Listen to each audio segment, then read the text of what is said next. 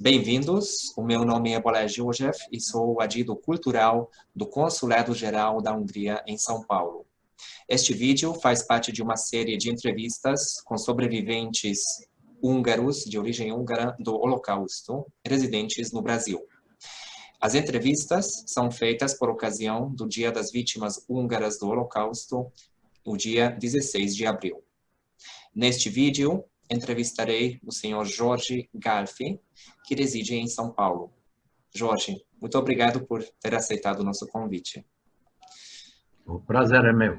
A primeira pergunta é sobre sua infância, onde o Jorge nasceu, como foram os primeiros anos de sua vida, como começou a sua história. Nos conte um pouquinho, por favor.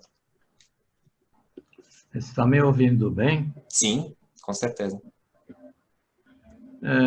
Eu nasci em 1931, 22 de novembro, em Budapeste, uma família de classe média, mas os nossos recursos, devido ao meu pai boêmio, sempre tinha carência e necessidades.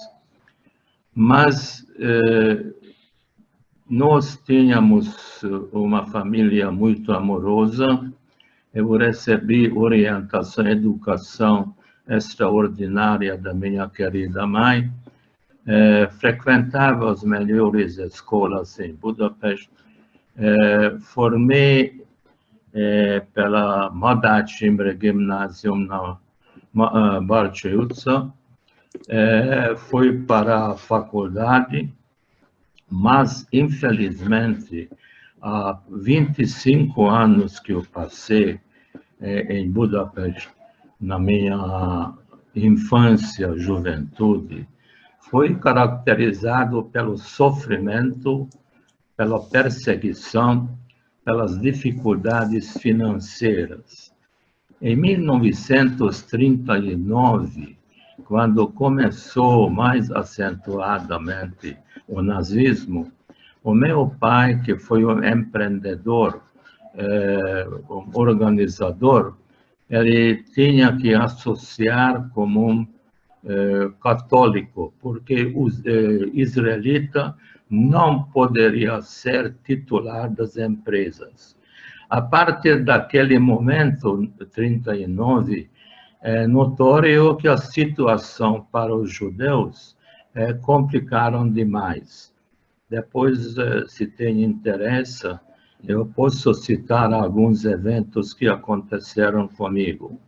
Sim. Mas, apesar de tudo, eu tenho que confessar que o sofrimento, privações, perseguições não mataram o meu amor pela minha pátria de origem.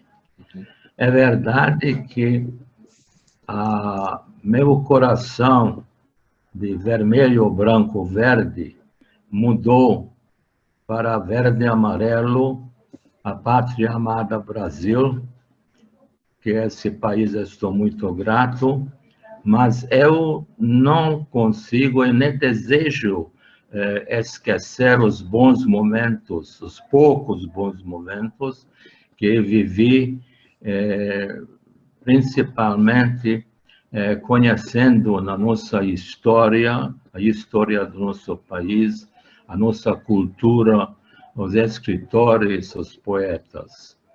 Então, isso foi relativamente normal até 1940, 40 e pouco, quando a perseguição aumentou consideravelmente, com as suas consequências terríveis. Sim, eu que queria perguntar precisamente, que nos conte também, por favor, como a sua família viveu a Segunda Guerra Mundial, qual foi a experiência sua, pessoal, da sua família, contando o que quiser nos contar,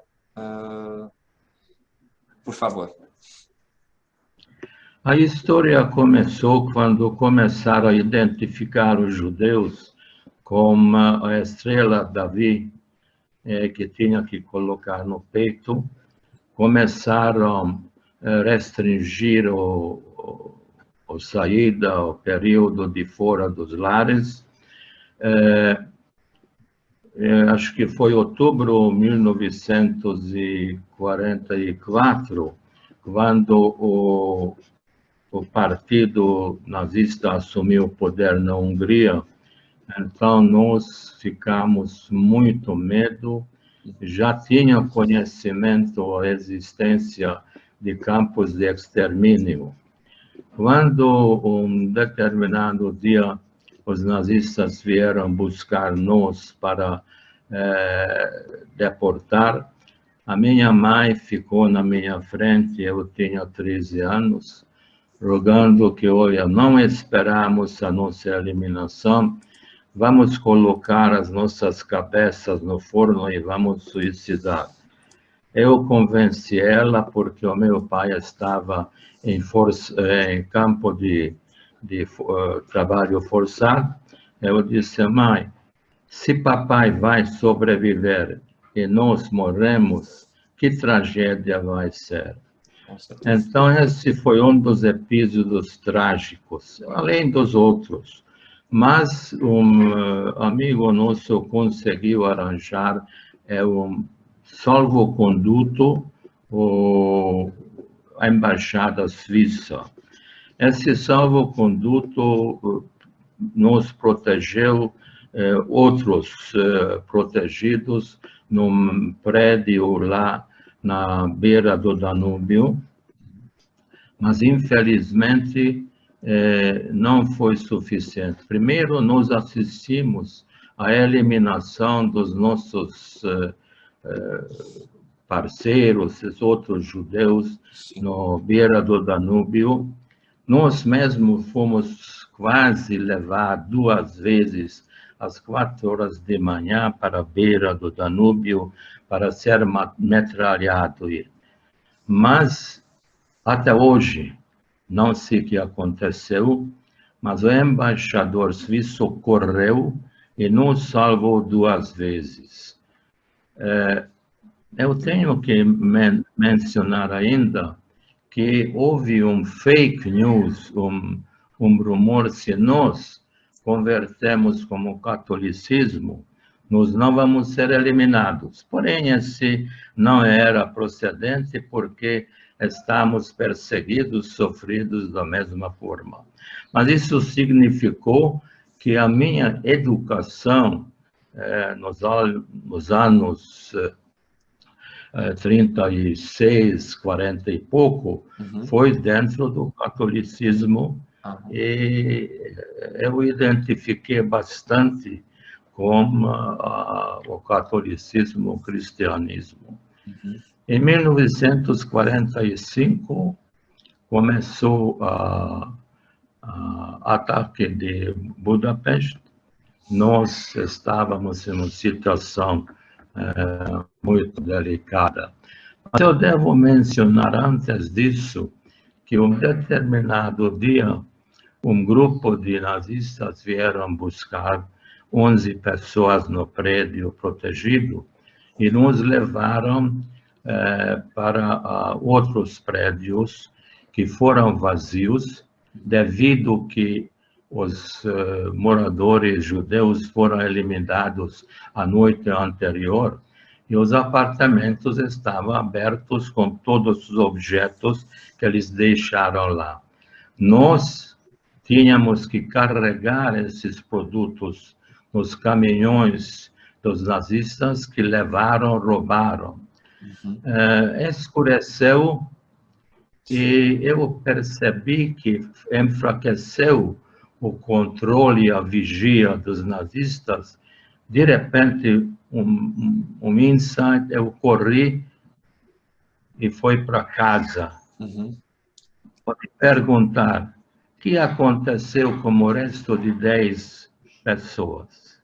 Respondo, foram eliminados, matados. Todos os rapazes jovens? Todos os rapazes jovens? Não, foram idosos e jovens, porque a idade média já estava no campo de trabalho, campo de concentração. Então, somente mencionar que a gente viveu ou vamos morrer nas mãos dos nazistas, ou vamos morrer como consequência do bombardeio. Mas é muito interessante, quando você vive uma situação dessa, o seu estado psicológico já adapta. Eu não sei o que vai acontecer amanhã, então você fica praticamente anestesiado em relação a uma eventual sobrevivência. E perde o medo, né, de tomar decisões de repente, como que tomou na hora de fugir naquela noite, não é? Olha, eu tenho que confessar que eu sou uma pessoa de fé e, se Deus me permitir, em próximo novembro, vamos fazer 90 anos.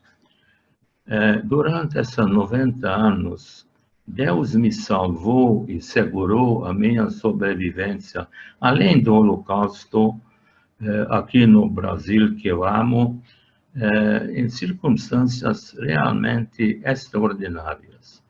Por exemplo, em 1945, quando os russos invadiram a Hungria, eu não deixei a minha mãe sair na rua, nem o meu pai, porque, como é notório, conhecido, os homens foram colocando em caminhões, levaram a Sibéria como prisioneiros de guerra, e as mulheres foram Estupradas.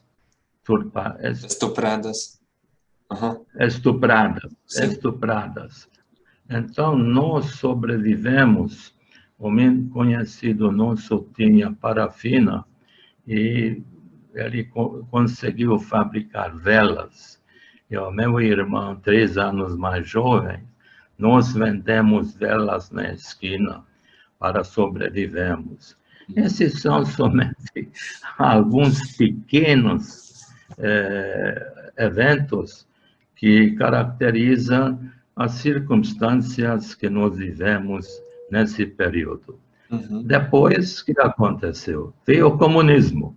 Sim. O comunismo tirou, nós já começamos a construir uma nova vida. O meu pai tinha a concessão do Nevstad Sportjournal, o pavilhão esportivo. Isso, e nós tínhamos restaurante, lanchonete, nós perdemos tudo porque foram estatizados, não? Sim. Somente poderia ter empreendimento até 5 funcionários. Nós tínhamos muito mais. Também começaram a deportar alguns pequenos capitalistas, então a gente novamente começou a ter um medo desgraçado. Nós, felizmente, fomos poupados, porque o meu pai foi uma pessoa muito humana, muito querido. Nós tratamos os nossos funcionários muito bem, eles que protegeram nós. Aliás, eu guardei essa característica dele. Mas somente um sobrevoo para ter uma ideia do que aconteceu. Sim. Bom, obviamente é muito difícil resumir tanto acontecimento, tanto evento histórico ao longo de tantos anos, mas acho que deu para termos uma ideia do que aconteceu, os horrores, um depois do outro, podemos dizer, porque imagino que a sua família e você próprio se viram ameaçados em vários momentos durante os anos 40 e 50, né? Mas eu gostaria de saber qual foi o momento ou qual foi a razão pela qual decidiram vir para o Brasil e como foi essa emigração da Hungria, como deixaram a Hungria. Pois não. Os russos, o Exército Vermelho, como você sabe, acho que invadiram dia 4 ou 5 de novembro de 1956. Eu tinha 25 anos.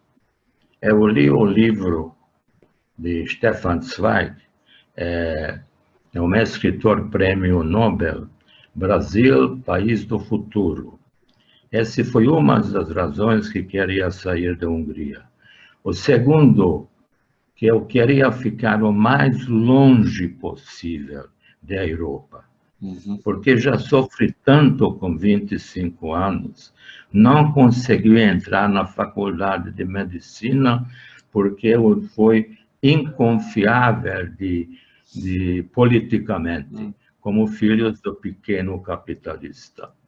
Então, dia 22 de novembro, eu fiz 25 anos, eu falei aos pais, no dia 27, olha, eu não vou ficar aqui, porque até a vida recomeça aqui depois dessa ataque e ocupação dos russos. Em 56. Vai demorar muito. Esse foi 56, o fim de 56. Então, junte um grupo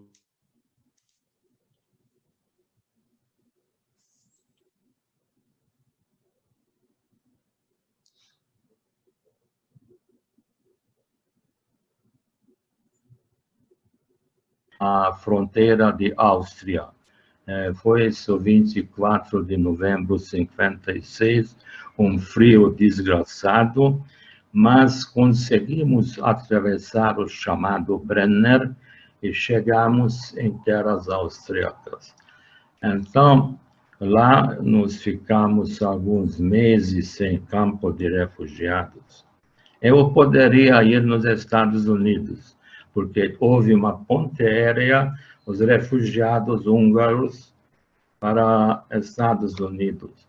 Devido à minha origem judaica, poderia ir para Israel, mas eu insisti para ir para o Brasil. Era o Inclusive, projeto. o destino, o destino.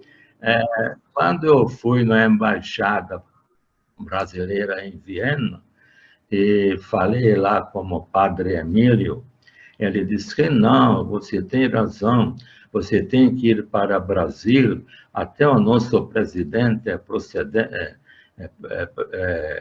descendente de estrangeiros, os gringos são bem recebidos, etc. Assim, no dia 28 de janeiro, saímos de Gênova para Brasil. O navio Provence, um navio francês, tinha mais de 200 refugiados húngaros. Eu fui, como eu falo inglês, foi o intérprete. E chegamos no dia 8 de fevereiro, aqui em Santos, e aqui, meu caríssimo José, fiz uma vida, agora já 64 anos, uma vida maravilhosa. Grande luta, muita luta, algumas frustrações, bons sucessos, e formei uma família maravilhosa. Isso quer dizer que eu sou muito e profundamente grato para esse país chamado República Federativa do Brasil. E o Jorge sempre morou em São Paulo? Sim. Sempre na cidade? Embarquei em Santos, vim para São Paulo, e o meu primeiro... Posso continuar? Claro, por favor. Você me interrompa, por favor. Não, continue. Desvio, não sei. Queremos conhecer Mas o meu a história.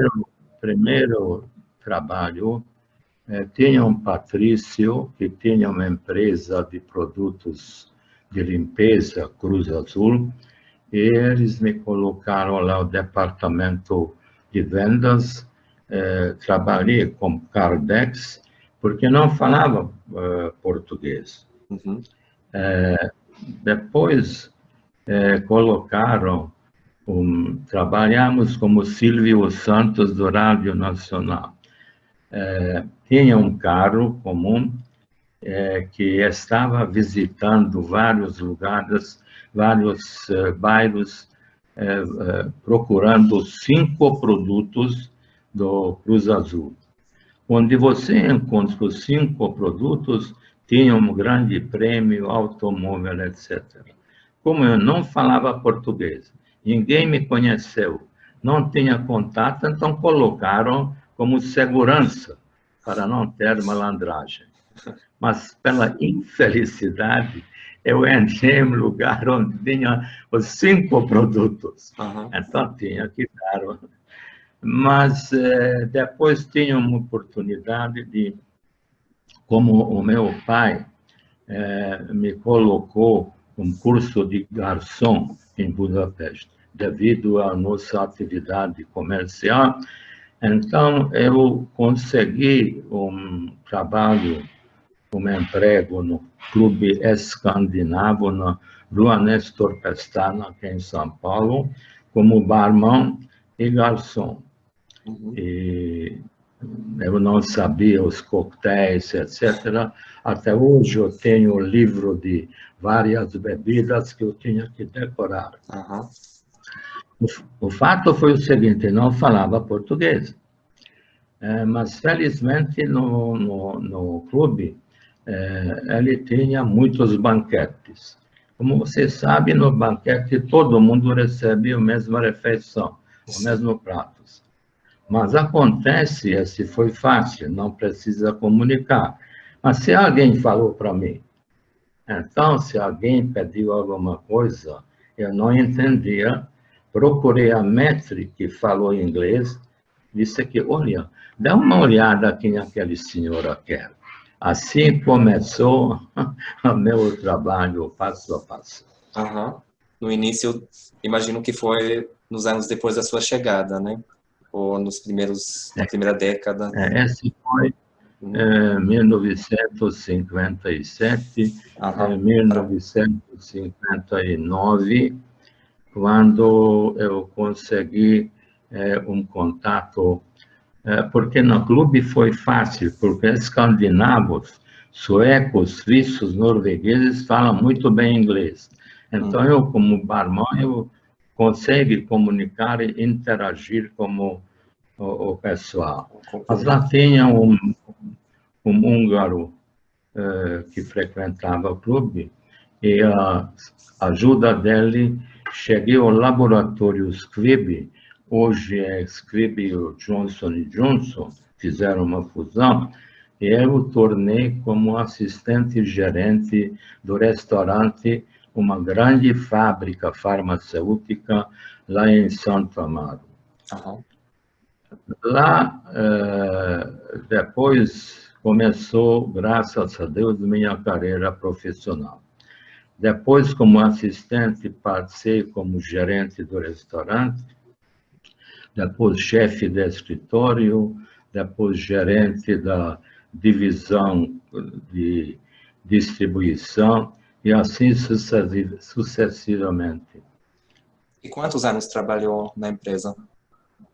Até aposentar? Tá bom.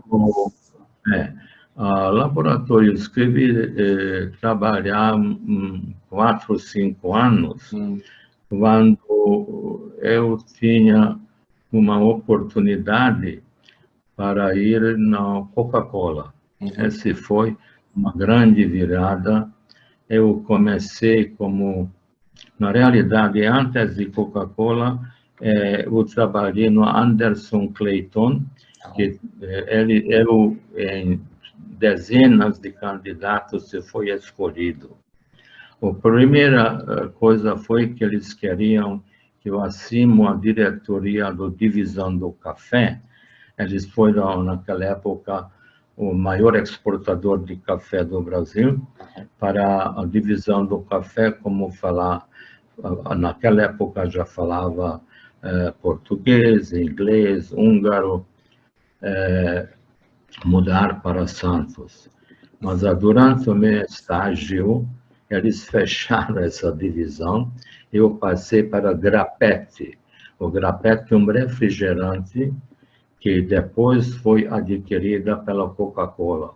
E assim eu cheguei à Coca-Cola, onde eu tornei gerente de uma fábrica, depois fiquei diretor industrial, 3 fábricas, depois eu fiquei diretor da distribuição, responsável toda a operação de São Paulo. Então, Jorge, parece que sua vida no Brasil e a sua carreira, a sua vida familiar e privada foi de grande sucesso e uma vida feliz que está tendo aqui no Brasil e deu certo esse seu projeto, esse seu sonho de sair da Europa e fazer uma nova vida num novo continente.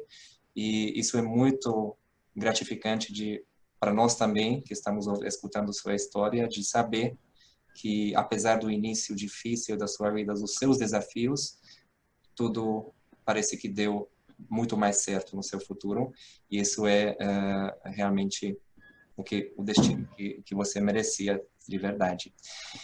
E agora gostaria de perguntar ainda como o Jorge conseguiu, ao longo desses anos todos no Brasil, manter contato de alguma forma ou com a Hungria, ou com a língua húngara, com a cultura húngara, porque eu conversei em húngaro com o Jorge e escutei, e é como se fosse alguém da Hungria mesmo, como o Jorge fala o idioma. Então, nos fale um pouquinho sobre isso.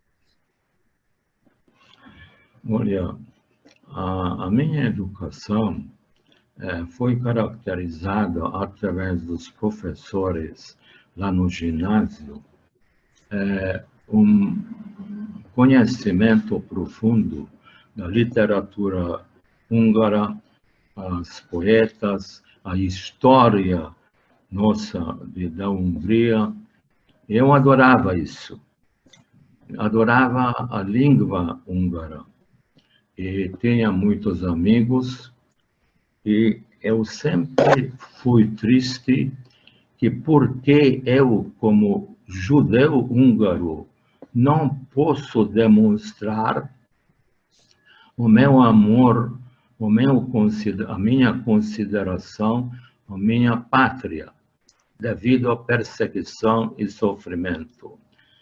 Confesso que isso não matou a minha consideração e amor pela minha pátria de origem. Eu tinha um irmão em Budapeste, ele foi um showman, ele não se você ouviu o Gulyás Party, ele foi diretor do Gulyás Party. Eu voltei durante esse período 5 vezes para a Hungria, onde realmente apreciei Ilha Margarida, toda aquela beleza de Budapeste. Eu tenho 2 filhos, eu levei os meus filhos também conhecer a Hungria. Depois eles, por conta própria, também voltaram. Tenho uma netinha que vai formar agora em Direito. Ela tinha um prêmio na faculdade na Itália, ele foi para a Hungria também, adorava. Evidentemente que eu não casei com húngara, a língua tornou-se difícil porque não falo, não tenho oportunidade. As empresas onde eu trabalhei, a língua foi muito mais inglês, mas não tinha, como você pergunta, um conflito da cultura húngara e a cultura brasileira. Infelizmente, você sabe que aqui nós carecemos a valorização da história desse país maravilhoso. Então, os meus filhos, eu tenho 2 filhos médicos, acompanhei as melhores escolas, mas eles receberam poucas informações de uma forma muito simples e reduzida. Não estão estimulando a apreciação que é bom desse país, muito mais os problemas, as dificuldades. Mas devido ao meu sucesso, se eu posso dizer que profissionalmente, socialmente, familiarmente tenho sucesso, tenho uma família maravilhosa. Eu realmente não senti em nenhum momento um conflito ou qualquer antagonismo entre essas duas culturas. Uhum. E seus filhos falam húngaro também? Não. Não. O meu filho, quando esteve em Budapeste, ligou para mim: pai, que idioma é esse húngaro? Esse húngaro ninguém entende. Verdade. Dizem que é o único que o diabo Ele também fala, respeita, né? Dizem. ele conduziu o show em 10 idiomas lá em Budapeste. Oportunamente você pode ver, chama-se Gulyás-Park. Uhum. Sim. Então, que bom que não gerou um conflito interno, essa fusão das culturas e trouxe também elementos assim culturais bons fundamentos de ensino, de educação da língua e da cultura, da poesia húngara, e que até hoje lembra com carinho. Isso é muito bom de saber assim também para nós. Agora, Bom, tem alguma nessa coisa mais para acrescentar? quarentena, eu estou lutando, porque como tem tempo, últimos 89 anos, 88, sempre trabalhei muito, mas agora estou vagabundo. Eu não trabalho, estou ficando aqui numa boa. Então, lembrança, as músicas, as poesias que eu conheço e lembro, vêm na minha cabeça, sabe? E evidentemente gera uma saudade muito grande, porque o grande paradoxo que, apesar de viver uma situação de perseguição, sofrimento, nós tínhamos muito amor pelo país, pela família. Então, nós tínhamos valores realmente que deixaram você feliz. Sim, é bom saber também que preserva essas memórias boas também, apesar do sofrimento óbvio que a sua família passou. Mas, como já disse, o que mais me agrada como entrevistador do senhor e conhecendo sua história é vê-lo como está hoje, com 90 anos, pleno e podendo contar, relatar, relembrar toda a sua vida e nos apresentando dessa forma. E também a vida que viveu no Brasil tão bem sucedida. Muito obrigado por nos contar tudo isso e por ter aceitado o convite, e desejo muita saúde e muitas alegrias para o futuro também.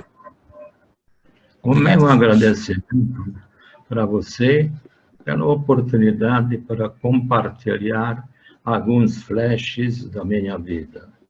Muito sucesso para você, obrigado pela oportunidade. Obrigado.